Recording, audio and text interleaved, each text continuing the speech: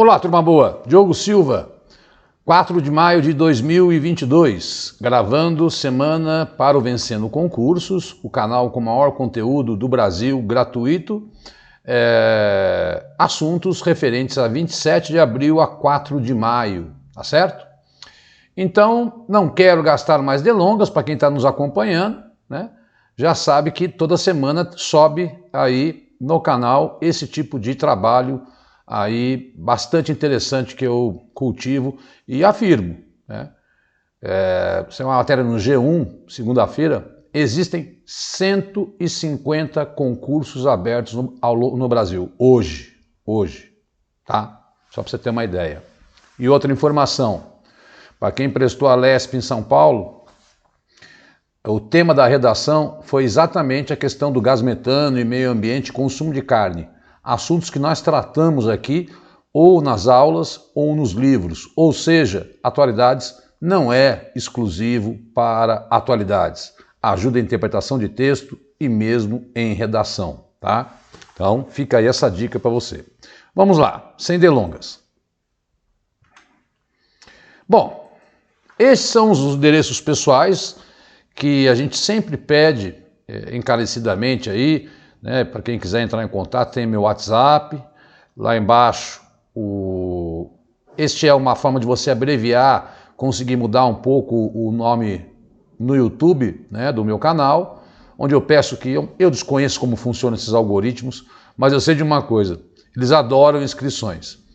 E eu estou iniciando há 2 meses aí e agora já vão para 40 vídeos lá no canal, gratuitos no meu canal, no YouTube, bem como no canal do Vencendo Concurso, onde eu mostro no final os endereços também. Mas agora, e assiste o vídeo até o final porque tem muita notícia. Vamos falar muito de Brasil hoje, tá? Fica até o final que tem uma surpresinha. Vamos lá, sem delongas. Semana de 27 de abril a 4 de maio de 2022. Primeira notícia. Auxílio Brasil. Câmara aprova MP com piso permanente de R$ 400 para o benefício. Texto original do governo previa complementação temporária só até dezembro. Relator acolheu emenda para estender o valor para os próximos anos. Texto ainda passará pelo Senado. Na verdade, na prática, nada do que a gente já não sabia, né? Em ano eleitoral, é bem possível, todos os analistas indicam que o Senado vai aprovar e que o presidente vai sancionar esse aumento de R$ 400 para o auxílio emergencial, tá? Eu sempre chamo a atenção para vocês tomarem cuidado com os nomes que são os programas sociais do governo. Existe um que já está em vigor, chamado Auxílio Gás, onde a cada bimestre o governo oferece R$ 50 para a compra do botijão, né? Precisa estar no cadastro único, lançou médicos pelo Brasil. Então guarda esses nomes, tá? Porque são sempre aí nomes cobrados em prova, né? Que são programas sociais num momento econômico dramático que nós estamos passando, né? Então tá aí agora já como medida praticamente decidida que esse aumento continuará pelos próximos anos. Já estava até previsto no orçamento. É só uma questão formal, então eu trago a notícia como a formalidade aí daquilo que todos já no boteco da esquina, na conversa com os amigos já sabiam, mas agora a coisa está formalizada. E aí é legal trazê-la como notícia para o nosso curso aqui. Bom, existe lá no Supremo uma pauta chamada pauta verde, né, que o Supremo está votando alguns decretos que o governo Bolsonaro acabou emitindo. E nessa semana, na quinta-feira, dia 28, eu gravei na quarta, 27, né, STF derruba 3 decretos do governo Bolsonaro na área de política ambiental. Entre eles, o Supremo proibiu o licenciamento automático para empresas que oferecem risco médio de dano ambiental e concluiu a votação que garante a participação da sociedade civil no Fundo Nacional do Meio Ambiente. Bom, apenas por esta manchete, você já tem a notícia toda pronta aí, tá? É exatamente isso. Dificultando aí esse licenciamento ambiental para algumas empresas, é necessário, está tendo até uma polêmica lá de uma mineradora em Minas Gerais, a Rede Sustentável entrou na justiça porque houve um licenciamento meio esquisito que vai desmatar grande parte aí da Mata Atlântica, e o Bolsonaro havia retirado a participação de governadores, né, desse fundo da Conselho Nacional da Amazônia. Olha lá, no segundo parágrafo, leia comigo. Também derrubou o decreto presidencial que havia afastado os governadores de estados amazônicos do Conselho Nacional da Amazônia Legal, o que extinguiu o comitê organizador. Vou sair daqui, só para a gente ler o enroxo. Todos os outros ministros votaram com a relatora desses decretos, né? 10-0, o Supremo decidiu que o licenciamento automático está proibido para empresas que oferecem risco médio de dano ambiental por sua atividade econômica. Tenho insistido, a questão ambiental é uma questão, está aí, prova da leste, eu sei que estamos gravando para o Amapá, para o Brasil todo, mas a Assembleia Legislativa de São Paulo é muito concorrido o cargo, né? O tema da redação foi meio ambiente. Então eu vou sempre trazer esse tema, porque é um tema recorrente, tá, nas provas de atualidades e até mesmo nas provas de português. Tá? Então tudo que envolve, não é se estamos a favor ou contra, mas, como eu sempre digo, é procurar a informação e decisões do Supremo, assim como decisões do Executivo, do Legislativo e do Judiciário, tem que estar na ponta da língua, porque os editais cobram isso em prova. Tá? Então, esta aí é a nossa segunda notícia dessa semana. Então, a volta de governadores ao Conselho Nacional da Amazônia Legal, de participação, e também um endurecimento aí no licenciamento automático para empresas. Sabemos que isso é muito importante para o Brasil, na repercussão internacional. Existe aí um possível tratado entre a União Europeia e Brasil a respeito de um mercado comum, mas sempre esbarra nessa questão ambiental. Terceira notícia. Essa eu não coloquei em negrito, mas é só uma reedição daquilo que já aconteceu, tá? Governo amplia a redução no IPI, que é a indústria sobre produtos industrializados, para 35%. Medida valerá para produtos como carros e televisores. Corte atual é de 25%, mas o governo entendeu que era preciso elevar desconto para tentar estimular a economia. Medida abrange produtos como calçados, tecidos, televisão e carros. Bom, o que é difícil nessa história toda? E você não tem que se preocupar com isso. Cada produto tem uma alíquota de IPI. Né? Então não adianta você ficar decorando qual é a alíquota da IPI para carro, para televisão, para geladeira, para calçado, para roupa. Ele já havia reduzido, como está lá no último, em 25 de fevereiro, eu já até gravei, né, para outros produtos. Era mais produtos na carga de alimentos, né? E ali no meio está quanto esse corte, nessa redução. Quando o governo corta impostos, absolutamente ele perde a arrecadação. Então 15 bilhões esse ano, 27 bilhões em 2023 e 30 bilhões em 2024, aí porque o imposto vai acumulando. Só não vai mexer com a Zona Franca de Manaus, porque ela já é aí uma região privilegiada do IPI, para que haja um estímulo na região, das montadoras, né, de moto, televisores e tal, apesar de muitas indústrias estarem saindo do Brasil.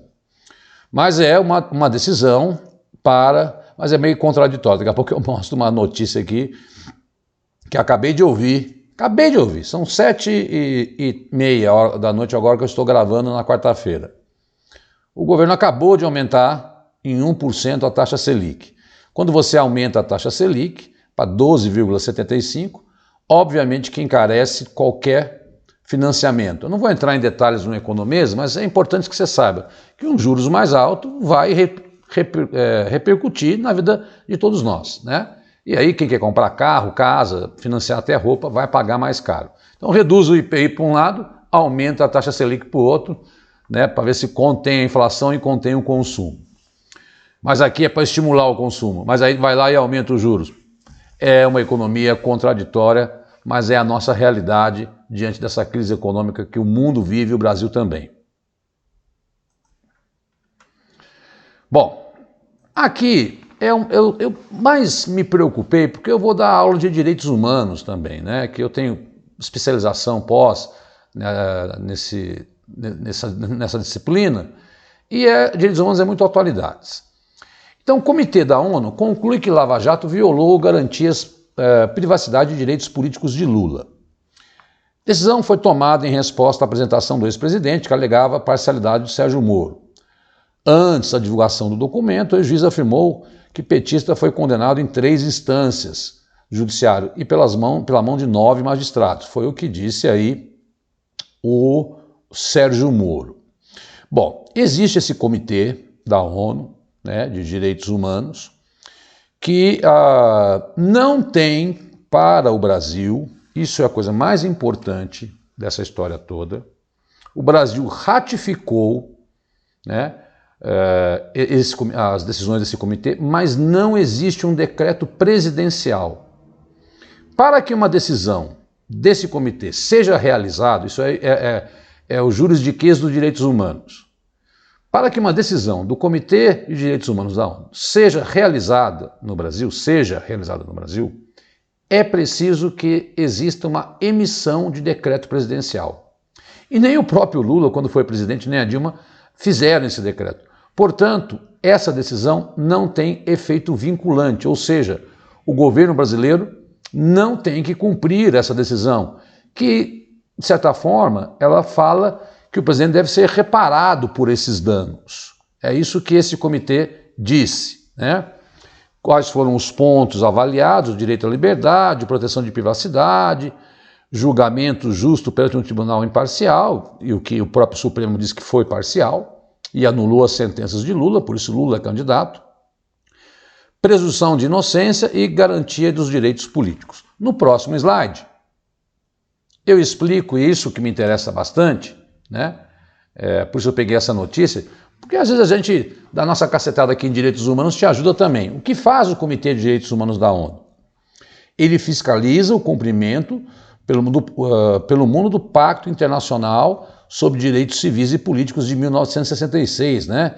Que é aí um pacto ligado à DUD, a Declaração Universal dos Direitos Humanos. São 172 países que são signatários, ou seja, que fazem parte desse comitê. Tem 18 membros, tal, mas veja, o próprio Barroso, quando deu o parecer desse comitê, que esse comitê lá em 2018 havia solicitado que o Lula pudesse ser candidato, ele falou: olha, esse comitê não tem caráter vinculante. O que é o caráter vinculante? O Brasil não tem que cumprir as decisões dele. Há um ordenamento jurídico interno, já foi cumprido, o STF já anulou as sentenças do Lula, então nós não temos que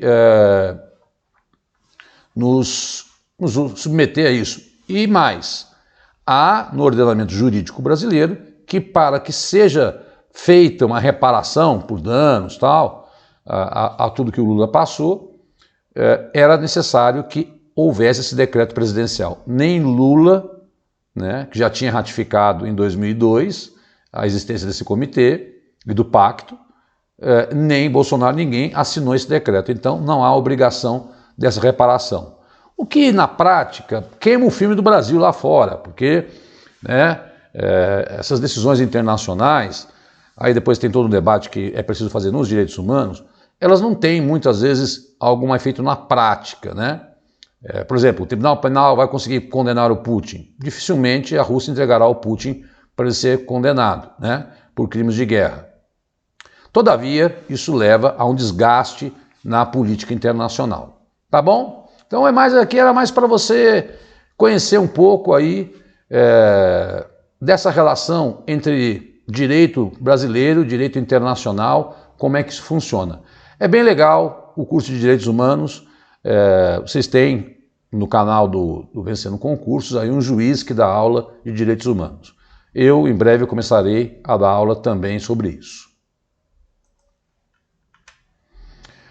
Meu Deus, taxa de endividados e inadimplentes é a maior em 12 anos. Índice de famílias com dívidas chegou a 77,7% em abril e é o maior percentual desde 2010, afirma Confederação Nacional de Comércio de Bens e Serviços. Sabe o que isso quer dizer na prática? Vamos para a prática dessa notícia. 7 em cada 10 famílias estão endividadas. E sabe qual é o grande vilão? O cartão de crédito. Exatamente porque os juros lá em cima faz com que a gente tenha aí uma situação muito complicada para as famílias brasileiras. E o pior, as pessoas estão se endividando para comprar comida, para pagar a luz, para pagar o gás. Não é endividar porque estou sendo exuberante fazendo viagem para Nova York ou Miami. Né? Isso sempre existiu, a classe alta sempre fez. Né? Mas está atingindo a classe média de forma pesada. A inflação de abril eu não coloquei aqui, mas foi a maior para os últimos 15 anos. A de março já tem sido. Estamos chegando a uma taxa dos últimos 12 meses aí de uma inflação perto de 12%, o que leva ao endividamento e à inadimplência das famílias brasileiras. Então eu estou falando muito de economia, porque ao mesmo tempo que o governo tenta combater, aí tomando decisões positivas, né, ele aumenta os juros. Né, tá certo, tá lá, manteve lá R$400, diminuiu o IPI, são medidas positivas, temos que bater palma, mas ao mesmo tempo eleva os juros. E aí as pessoas acabam ficando endividadas porque os juros faz com que a sua dívida aumente muito e chega a esse patamar de 7 em cada 10 famílias estão endividadas. O que significa isso também na prática? Estar endividado significa dizer não poder consumir. Não poder consumir significa não produzir. Não produzir significa não crescimento econômico. Né? É isso que faz a roda da economia girar. São dados que saíram essa semana. Tá? Depois dá um print e lê a notícia com calma, não vamos ficar lendo notícias aqui, vamos comentar. Muito bem. Senado aprova texto com regras para transações envolvendo moedas virtuais. Projeto segue para análise para a Câmara, inclui punição para fraudes e análise de transações atípicas pelo COAF. Normas seguem recomendações e exemplos internacionais, dizem senadores. Bom, na prática já existia esse comércio aqui no Brasil, algo em torno de 200 bilhões de reais foram negociados em criptomoedas, que todo mundo sabe o que é essa moeda virtual, né? Bitcoin, por exemplo. O que eles estão tentando é regulamentar, ou seja, que o governo federal, o COAF, visualize, né, se esse dinheiro é um dinheiro do narcotráfico, se é um dinheiro sujo, se o cara não está pagando impostos ou não. Não foi sancionado pelo presidente. Né?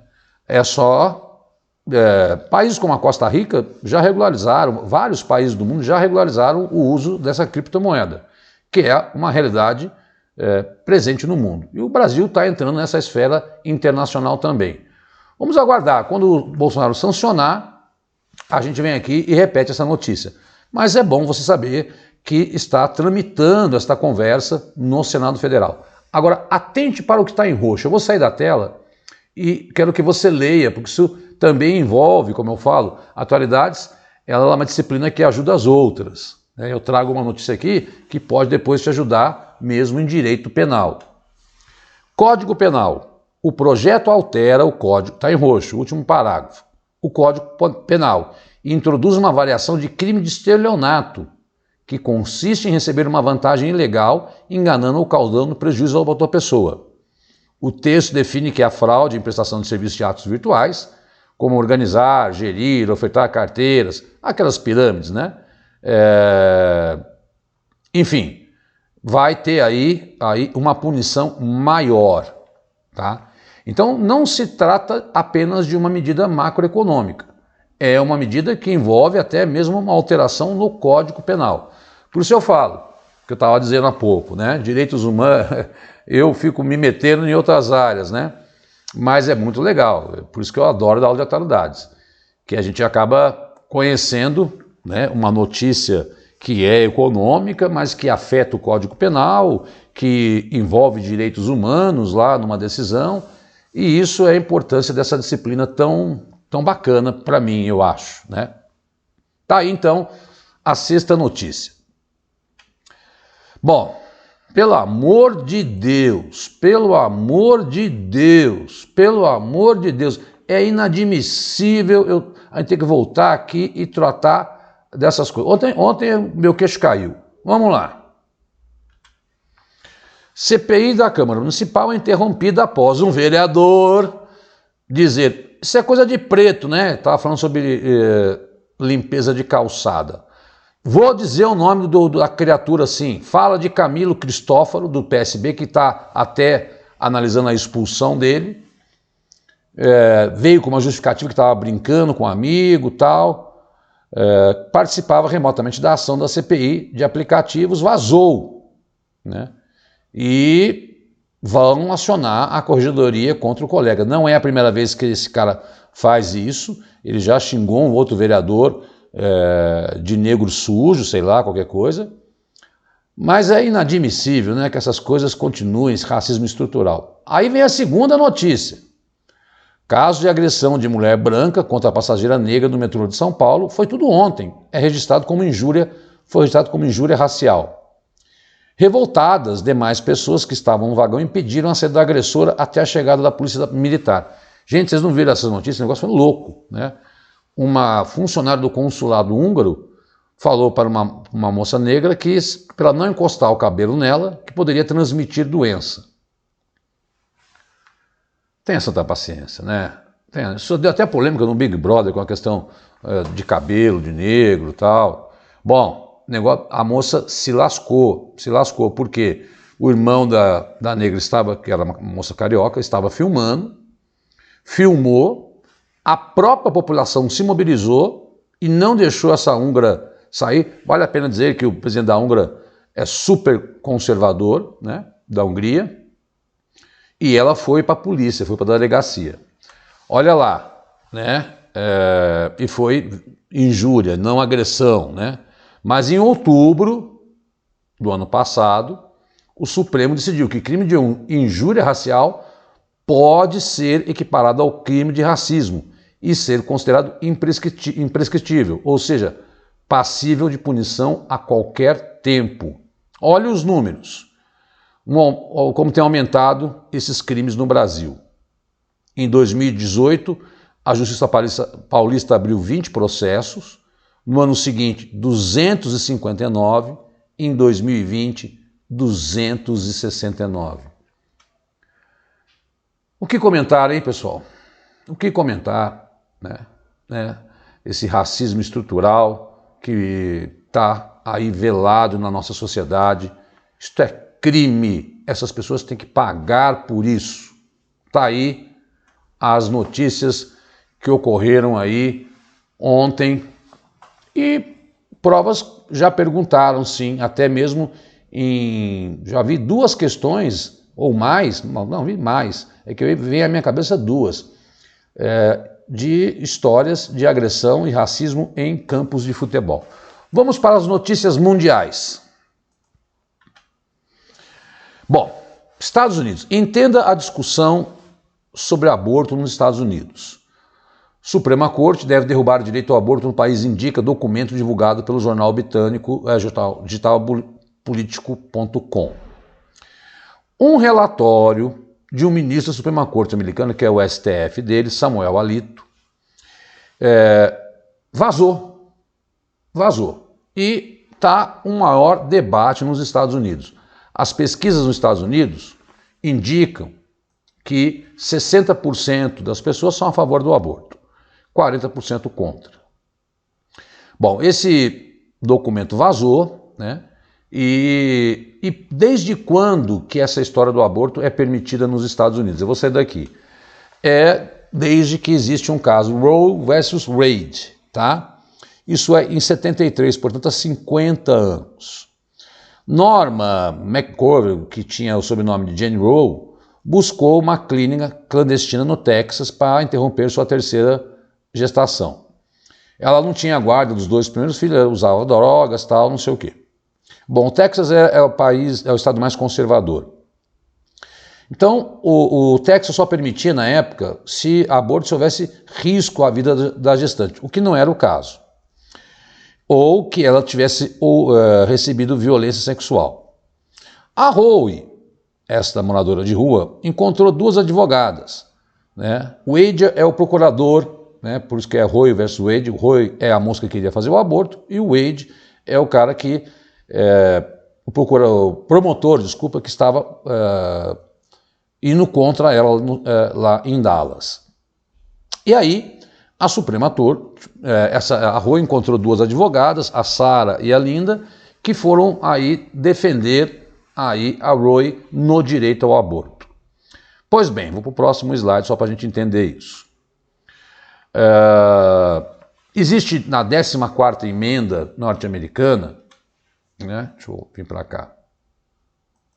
Existe na 14ª emenda americana o direito à privacidade. E isso que a corte entendeu na época. Então, por 7-2, foi permitido que houvesse a interrupção da gravidez. A leitura é que lá nos Estados Unidos, hoje, as pessoas possam fazer o aborto até a 24ª semana. O que significa dizer isso? É quando o feto, depois da 24ª, ele consegue sobreviver fora da barriga da mãe. Então, até a 24ª, você pode praticar o aborto. Isto é aí o que é decidido. Há um pedido do Mississippi para que isso seja reduzido até a 15ª semana. O que aconteceu em 73? A maioria da corte americana era liberal, ou seja, favorável ao aborto. Hoje, a maioria da corte é conservadora, né? Mesmo com a indicação da primeira mulher negra. Então, tudo indica, e por isso está tendo manifestações dentro dos Estados Unidos, que o aborto seja, esta lei aí da Roe versus Wade seja anulada. E aí o que vai acontecer, Diogo? Cada estado, como você sabe que ele já legisla sobre armas, vai poder legislar sobre o aborto. Estados mais conservadores, governados por republicanos, devem impor restrições, estados democratas devem ser mais liberais em relação a isso. Mas não será mais uma lei federal, ao que tudo indica. Quando é que vai sair essa decisão? Todos estão dizendo que essa decisão sai em junho. Aí eu volto aqui e gravo, olha, caiu lá o Roe versus Wade, como estava lá contando o caso de 73, que assegurou o aborto nos Estados Unidos. Está levando até o Biden, porque tem eleições aí no final do ano para o legislativo nos Estados Unidos. O Biden é a favor da manutenção dessa decisão de 73, a convocar a população para se manifestar. É um debate que vai caber à decisão da Suprema Corte, né? Mas a Constituição americana ela é muito vaga, ela não tem, ela fala, a 14ª emenda fala, as pessoas têm direito à privacidade, e a partir daí é que se sustenta essa tese. Como você bem sabe, os Estados Unidos é um estado muito flexível aí nessa questão do federalismo. Bom, aqui é mais para você depois dar uma lida. Guerra leva países... Agora falar um pouco da Ucrânia, a gente tem que sempre colocar aqui em dia, já está chegando aí nos meus 30 minutos, eu quero fazer vídeos mais curtos. Guerra leva países europeus a reverem neutralidade. Suíça, Suécia e Irlanda são apenas alguns dos estados do continente que mantêm status de neutralidade, né? Olha lá, há um problema. Finlândia e Suécia não estão na OTAN, mas se pedirem serão acolhidas, o que aumentaria o número de países na OTAN e o que preocupa o Putin, porque a Finlândia e a Suécia têm fronteiras aí com a Rússia. Ele já tem feito algumas ameaças veladas aos dois, né? Que eram países ditos aí neutros, né? Não participavam sequer da OTAN. Mas indignados pela ação de Putin na Rússia, estão solicitando, podem solicitar a qualquer momento, e aí assim que solicitar eu trago aqui.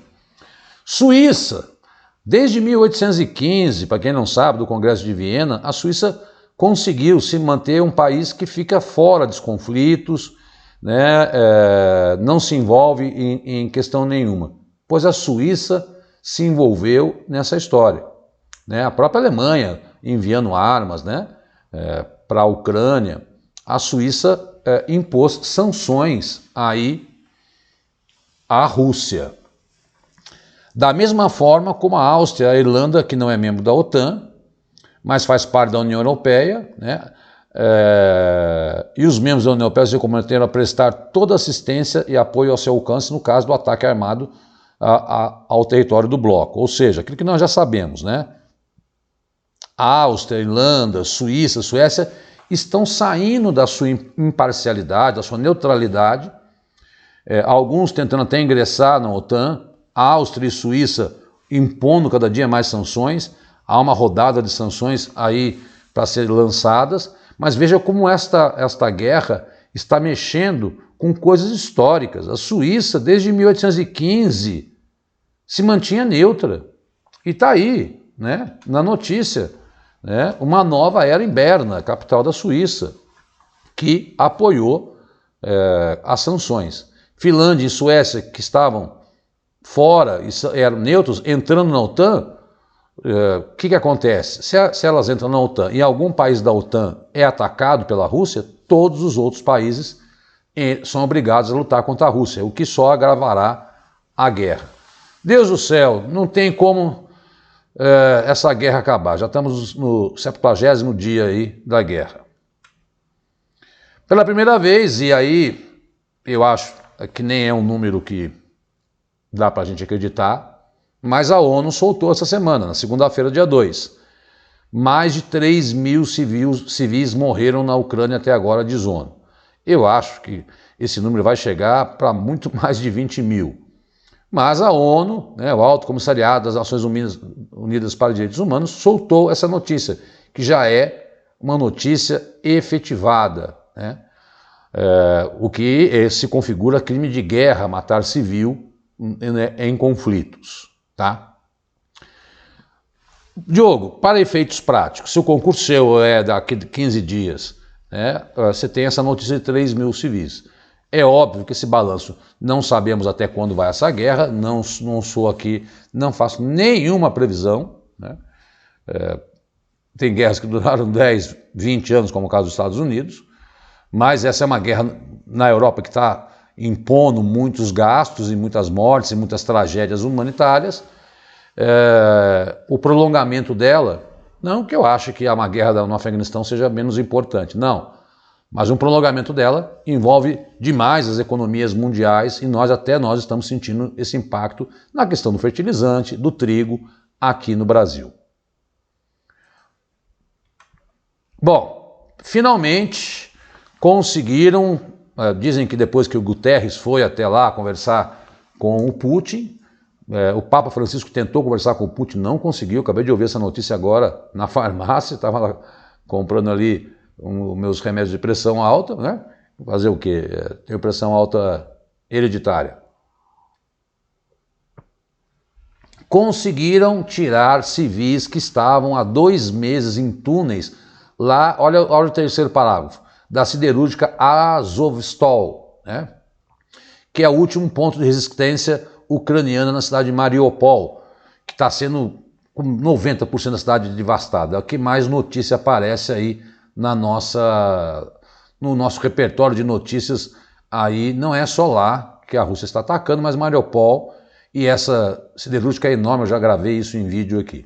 O que é importante entender? Conseguiram abrir corredores humanitários para essas pessoas que estavam ali escondidas dentro da siderúrgica. Lá dentro tem o batalhão de Azov, que são vistos como ultranacionalistas ucranianos, né? A Rússia vem uma notícia importante, né? No dia 9 de maio, ela faz uma grande comemoração como vencedora da Segunda Guerra Mundial. E ela quer dominar Mariupol até lá. Então ela tem atacado Mariupol muito nos últimos 2 dias. Muito. Se você ligar o Jornal Nacional, esse vídeo deve ir na quinta-feira, você vai observar que vai estar essa notícia. Por quê? Porque nós estamos aí no dia 5, né? E o que eles querem? Eles querem até o dia 9 comemorar a vitória sobre Mariupol, o que daria um controle sobre um grande porto da Ucrânia. Tá? Mas, graças a Deus, estão tirando os civis de lá. Agora à tarde, peguei essa notícia agora à tarde, né? Rússia anunciou um cessar-fogo, mas eu sempre desconfio muito, mas é de Moscou a notícia, para tentar tirar civis lá dessa siderúrgica de Azovastol, que é o último ponto de resistência de Mariupol. O batalhão de Azov vai lutar contra as forças russas, né? E aí, possivelmente, as forças russas vão pegar pesado, porque eles querem juntar ou decretar uma guerra oficialmente no dia 9. Há muita expectativa e eu volto na próxima, vai ser 4 mais 7, vai ser 11, no dia 11, eu já vou ter notícias sobre o que realmente a Rússia anunciou no dia 9 de maio. Mas fiquem atentos, né? Aqui também é para prepará-los para você olhar para as notícias que são importantes no âmbito internacional. Última notícia. Porra, este Sergei Lavrov é um xaropeta mesmo, né? Ele foi mexer com Israel. Israel cobra pedido de desculpas após o chanceler russo dizer que Hitler tinha origens judaicas. É uma declaração imperdoável e escandalosa e também um terrível erro histórico, afirma Israel. O que esse cara está querendo dizer? Não, eu estou querendo acabar com os nazistas. É a desculpa da Rússia, né? A gente sabe que é uma desculpa, que existem na Ucrânia. Existem nacionalistas, existem até neonazistas sim na Ucrânia, mas ele diz que toda a Ucrânia é neonazista. E que não adianta ficar falando, como é que pode aí a defesa da Ucrânia? Porra, o Zelensky é judeu. Como é que o presidente, toda a Ucrânia é neonazista se o presidente é judeu? Né? Aí ele falou assim, mas o problema dos judeus é que eles mesmos se traem. O Hitler era judeu e perseguiu o judeu.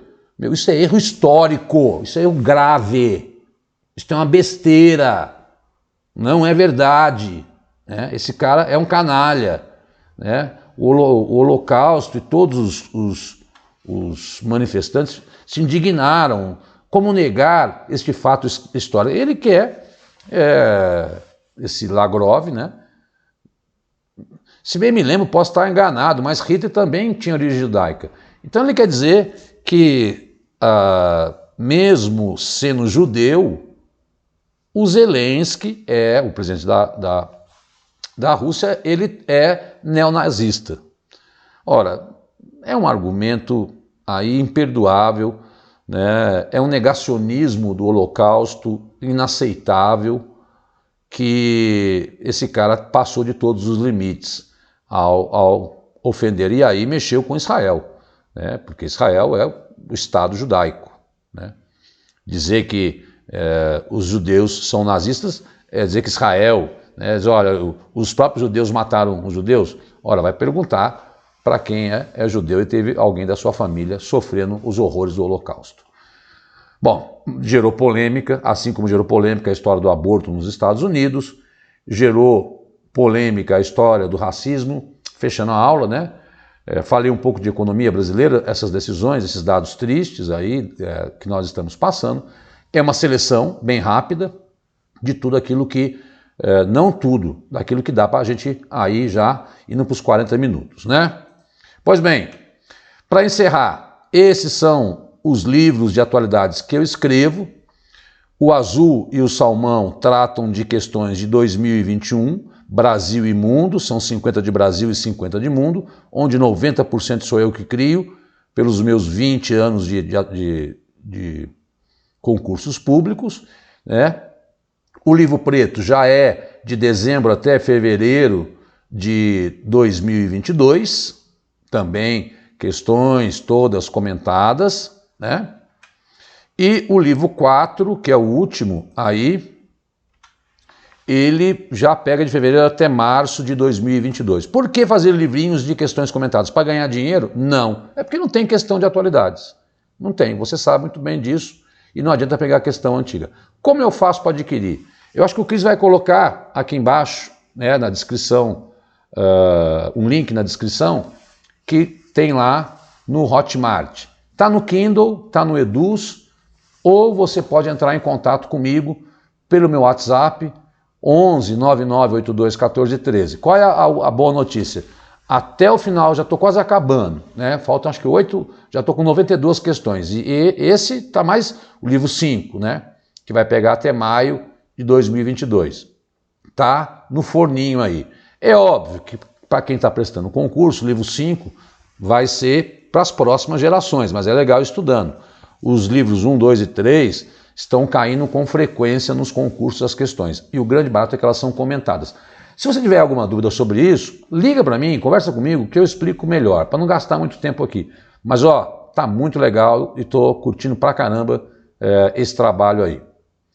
Por fim, mais uma vez, os meus endereços, peço que você me siga no YouTube, no Instagram, para que a gente possa dinamizar cada vez mais esses algoritmos aí, produzir mais conteúdo e também, né, tá aí, já falei logo no começo, os meus endereços e tal.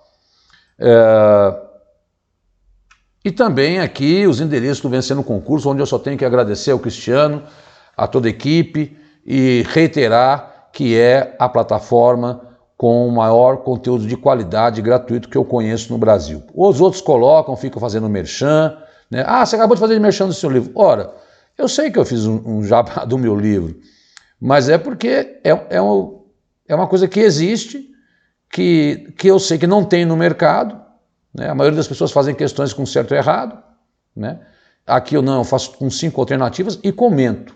E eu sei porque dá um trabalho louco, ninguém às vezes eu paro na madrugada, acordo 3 da manhã para fazer uma questão que vem na minha cabeça, né? Mas no canal do Vencendo e os endereços do Vencendo você vai ter muita coisa boa. Maravilha, pessoal. Este era o bate-papo dessa semana, tá? Entre em contato com a gente, qualquer dúvida, e divulgue o nosso trabalho, por favor. É o nosso jeito de conseguir produzir mais conteúdos. Fiquem com Deus e fiquem alerta, tá cheio de concurso aberto. Pode você não saber, mas na sua cidade vizinha tem aí algum concurso. E não se vá pelo número de vagas. Eles colocam 2, 3, chamam 50, tá? Não pega por aí não. Não vou me alongar, vou me despedir e agradecer mais uma vez sua atenção e vamos que vamos. Tocar em firme aí, que a coisa não tá fácil para ninguém, né? Tá difícil mesmo, eu sei. Muito obrigado, fica com Deus e até a semana que vem, se Deus quiser. E lá no meu canal do YouTube, eu também gravo questões resolvidas e comentadas. Então, é uma outra forma de você ter conteúdo aí, tá bom? Vivo vencendo e vai você também vencer. Força, meu irmão. Tchau, tchau.